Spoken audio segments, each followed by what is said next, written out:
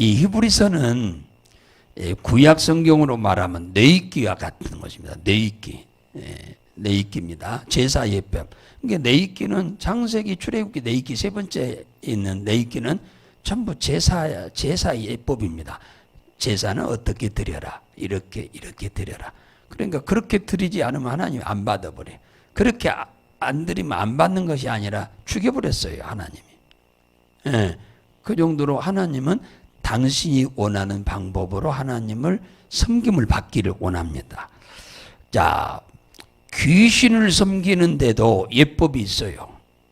귀신을 섬기는데도 예법이 있어요. 제가 어제는 초상집에 갔다 왔는데, 이 초상집에 딱 이렇게 들어가니까 영정 앞에 다른 데는 굴 안 하는데 여기는 몽땅 차려놨더라고. 거기에 큰 수박을 하나 갖다 놨길래 생전에 아버지가 수박을 그렇게 좋아하셨나 그랬더니 깔깔깔깔깔깔 거기 그냥 무작정 수박을 갖다 놨겠어요? 아니죠. 저는 모릅니다만은 나름대로 제사 드릴 때 보세요. 제사 예법이 있어요. 상 차려놓는 방법이 다 있어요.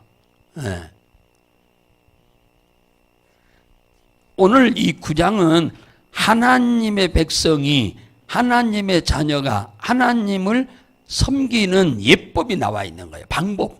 하나님은 이렇게 섬겨라. 그러니까 하나님이 원하는 방법대로 우리가 하나님을 섬겨야 하나님이 받는 거지. 하나님이 원하는 대로 안 하면 하나님이 안 받지요. 은행에 가든지 관공서를 가든지 지들이 원하는 대로 서류를 해가지고 가야 주지. 지들이 원하는 대로 한 개만 틀려도 안 해줍니다. 또 해와라, 또 해와라, 또 해와라. 계속 그럽니다. 그런데 이 애들은 아주 나쁜 곤조가 있어요.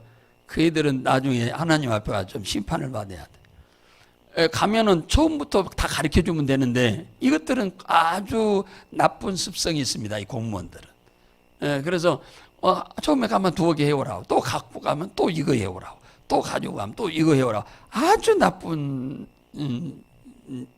모습을 보게 돼요. 그래서 가서 여보시오, 내가 당신이 되고 내가 당신같이 하나 해오면 또 해오라고, 하나 해오면 또 해오라고 하면 기분 좋겠어?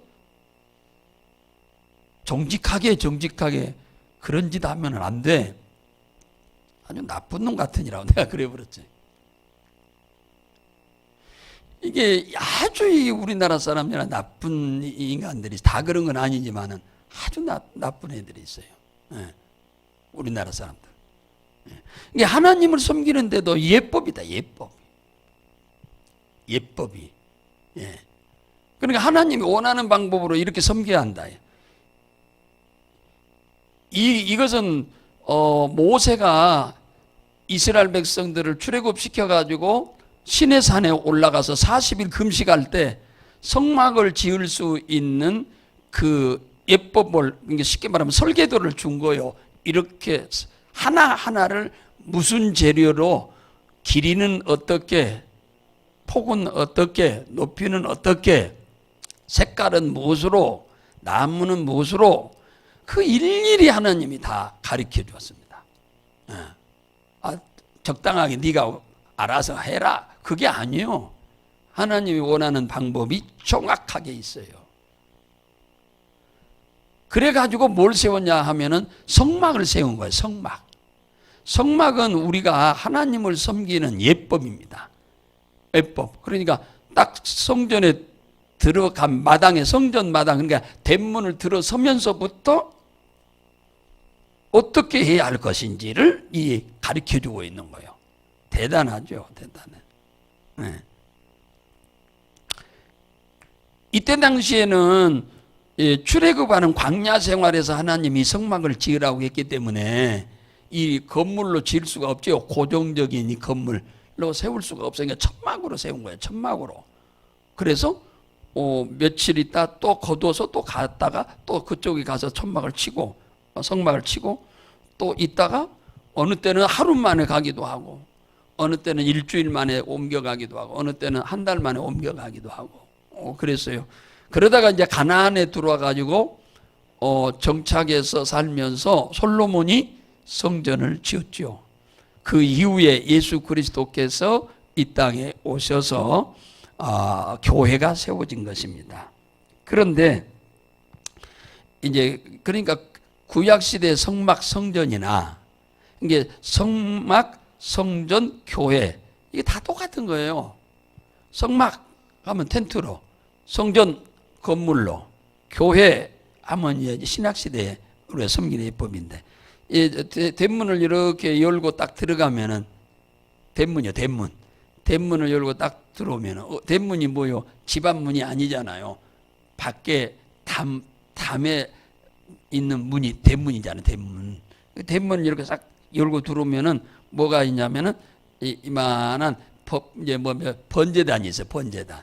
사람이 자기가 지은 죄를 대신해서 짐승에게 전가시키고 그 짐승을 죽이고 사람을 용서를 받게 하는 그 번제단입니다. 그 죄 문제를 해결하는 데요. 번제단. 그래서 짐승을 그래가지고 이제 우리 목도리 같은 데다가 자기가 지은 죄를 쫙 한두 가지가 아니죠. 수천 가지가 될 수도 있죠. 그걸 쫙 이렇게 씁니다. 그래 놓고는 그 짐승의 목에다 이렇게 목도리처럼 걸어. 그래서 제사장에 딱 거기다 안수를 해. 하나님, 이 사람이 이렇게 많은 죄를 인해서 마땅히 죽어야 하나. 주님이 베푸신 은혜로 이 죄를 이 짐승에게 전가합니다. 그러니 이 짐승이 피 흘려 죽는 것을 받으시고 이 사람을 용서해 주옵소서. 이렇게 하는 거예요. 그래서 내가 죽어야 할 것 짐승이 대신 죽어준 거예요. 그게 얼마나 큰 은혜입니까? 보통 큰 은혜 아니에요. 어마어마한 큰 은혜죠.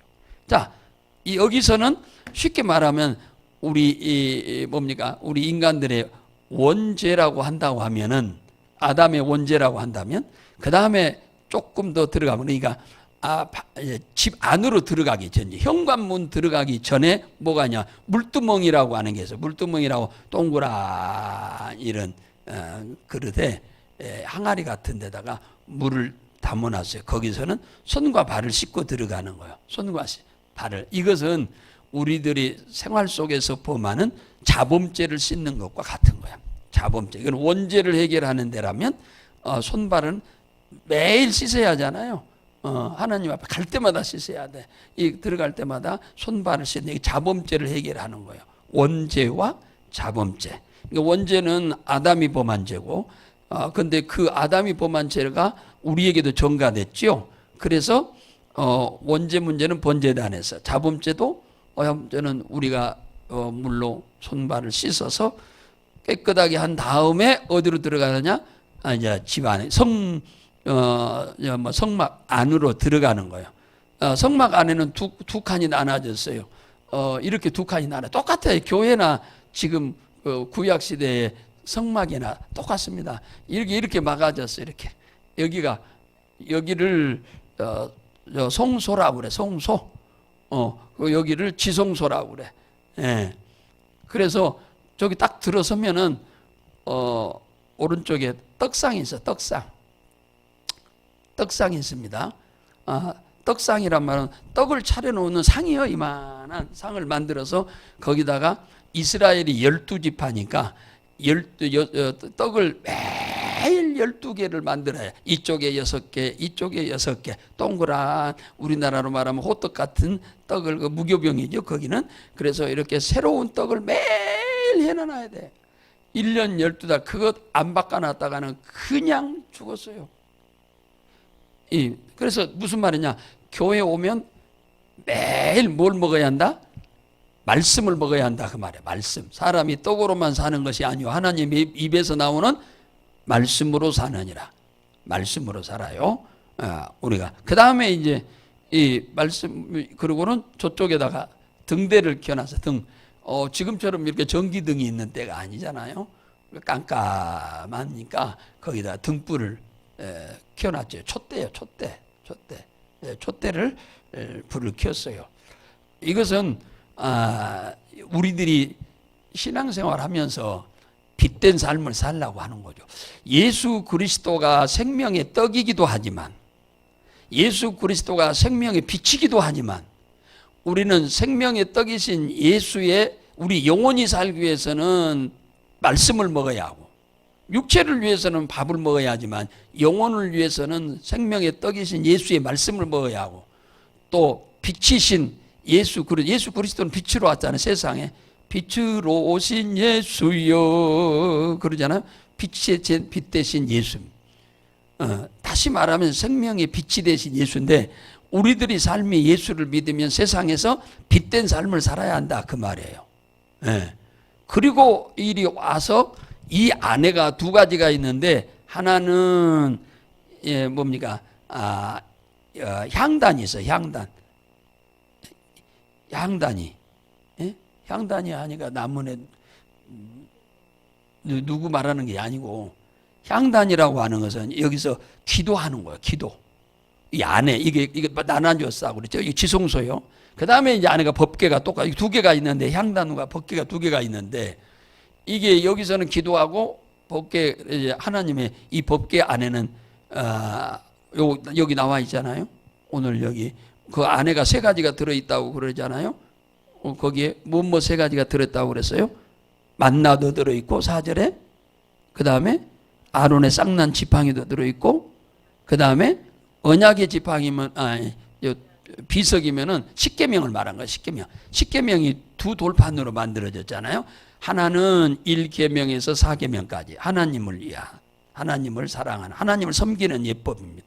기록돼 있고, 그 다음에 하나는 5계명부터 10계명까지 사람한테 행해야 할 예법이 기록돼 있어요.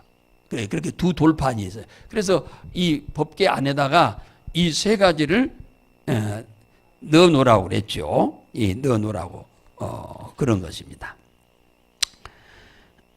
그러니까 저 원죄 문제를 해결하고, 자범죄 문제를 해결하고, 말씀을 먹고 그 말씀대로 세상에 빛된 삶을 살다가 와서 기도하면 하나님을 만날 수 있는 거죠. 만나주는 거예요. 그러니까 이 순서를 잊어버리면 안 돼. 그래야 여기 향단은 기도하는 거예요. 그럼 하나님이 응답을 해주는 거죠. 우리가 죄 문제 해결하지 못하고 원죄 문제, 자범죄 문제, 말씀을 먹고 듣고 그 말씀대로 행하는 삶을 살다가 하나님께 영광 돌리고 와서 기도해야 응답이 오는 거예요. 그렇지 않고 아무렇게나 살다가 와서 기도하면 하나님 응답해 주는 거 천만의 말씀. 안 되는 거예요.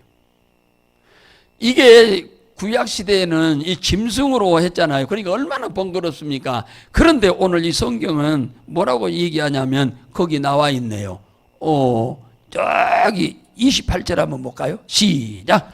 이와 같이 그리스도도 많은 사람의 죄를 담당하시려고 단번에 드린 바 되사 구원에 이르게 하기 위하여 죄와 상관없이 자기를 바라는 자들에게 두 번째 나타나시리라. 그러니까 예수님이 십자가에서 단번에 한 번에 죽으심으로 다시는 우리는 이 짐승 가지고 번거롭게 뭡니까? 제사를 지내지 않아도 되게 됐다 그 말이에요. 거기 12절에 염소와 송아지의 피로 아니하고 오직 자기의 피로 영원한 속죄를 이루사 단번에 성소에 들어가게 하셨느니라. 구약시대에는 제사장만이 들어갔어요. 제사장들만. 제사장들은 이 성소에 와서 섬기는 일을 하고 대제사장이 여기 한 번씩 들어가는데 이 보통 번거롭고 힘든 일이 아니에요. 그래서 예수님이 뭐요? 단번에 십자가에 죽어서 영원한 속죄를 이뤄버렸다잖아요. 그러니까 우리 인간의 죄가 다 사해진 거예요. 단 한 방에. 그 사실을 믿고 그분을 나의 구세주로 영접하면 우리의 죄 문제는 자연적으로 이미 십자가에서 해결해 놔버린 거예요. 인간의 모든 과거의 죄와 현재의 죄와 미래의 죄까지 싹 해결된 거예요. 되어버렸는데 그걸 인정하고 그분을 나의 구세주로 영접해야 내 문제가 해결되는 거예요. 내 문제가. 그러니까 예수를 그리스도로 영접하지 않으면 십자가에서 이루는 구속이 내 개인에게 구원으로 이루어지질 않는 거예요. 십자가에서를 구속이라고 그러고 개인이 예수를 영접함으로 구원이라고 이렇게 표현을 하는 거예요. 쉽게 이 얘기하자면. 그런데 이 문제를 잘 해결한 사람이 누가 나오냐면 누가복음 1장에 보면은 누가 나오냐면은 제사장 중에 한 사람 사가랴가 나오고 또 아론의 제사장 집안에서 태어난 딸이 하나 있었는데 누구요? 엘리사벳인데 이 사가랴하고 결혼을 했어요. 그러니까 제사장 집안과 제사장 집안이 결혼을 한 거예요. 굉장히 그때 당시로서는 아주 최고의 가문이죠. 그래서 결혼을 했어요. 그런데 이제 평상시 이 안에서 제사를 지내다가 제비뽑기를 해가지고 자기가 이제 차례가 됐어요. 그래서 이 안에 들어가서 지성소에 들어가서 기도를 하게 되는데 기도를 하는데 갑자기 이 향단이 아까 기도석이 기도하는 곳이 향단이요. 향단 우쪽에 천사가 빵 하고 나타나서 그러니까 사가랴가 깜짝 놀라가지고 두려워서 막 떨고 있으니까 두려워하지 말아라, 놀라지 말아라. 그러면서 천사가 뭐라고 얘기하냐? 너의 간구함이 들려서 그러니까 이 사가랴가 그 부인 엘리사벳하고 뭘 많이 했냐?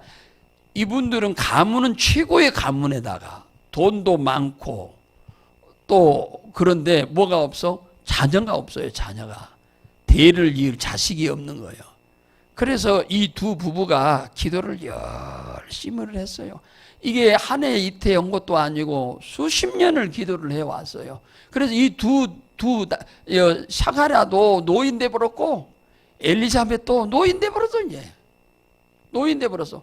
이미 경수는 끝나 버렸어. 임신이 불가능한 때였어. 그랬는데 하나님이 그동안에 기도했던 거 꾸준히 들었다가 이제 응답이 왔네요. 천사가 나타나서 하는 말이에요. 너의 간구함을 하나님이 들으시고 너에게 이 기쁜 19절에 보면 뭐라 하냐? 너 기쁜 소식을 너한테 전하라고 내가 보냄을 받아서 왔다. 누가복음 1장에 보면 19절에 그런 거야. 천사가 그 얘기하니까 내가 나이가 지금 몇 살인데요.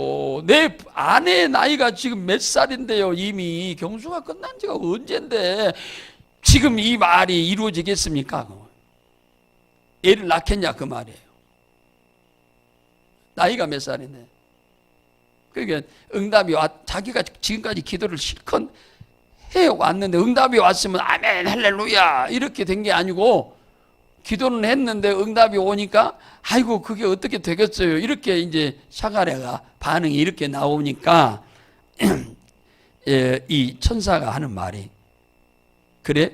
그러면은 너는 이제 하나님이 너에게 자식을 달라고 기도한 것이 사실로 응답되는 것이 사실로 되기까지 너는 오늘부터 벙어리가 되리라고 하잖아.